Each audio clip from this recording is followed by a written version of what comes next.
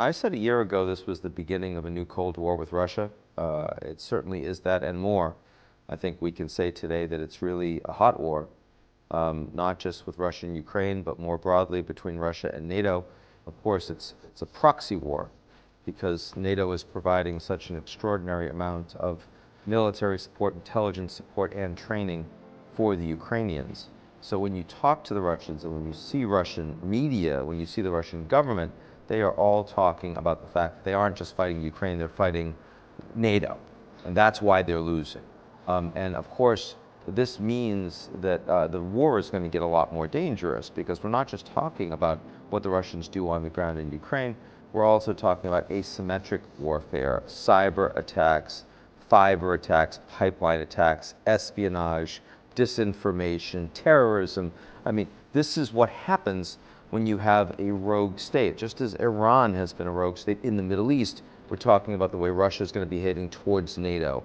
That's, I think, the concern going forward.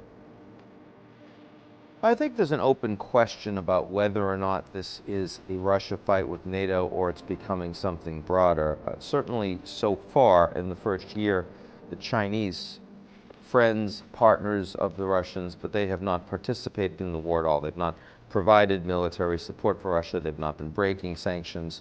And they haven't really put their thumb on one side or the other of this conflict. They've been neutral, just as the Indians have been neutral, just as most of the developing world has been neutral. Now, we are starting to see the Chinese put more public pressure on NATO countries against providing military support for Ukraine. We're talking about the Chinese calling for an immediate ceasefire.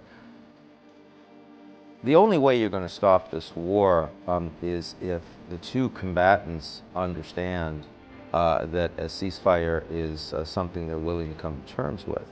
I mean, neither of these combatants are willing to do that. At this point, the Ukrainians, at a minimum, want to take back all the territory that they lost since February 24th, very understandably, given the war crimes, given the millions of refugees, given the tens of thousands of lives lost, civilian and soldiers.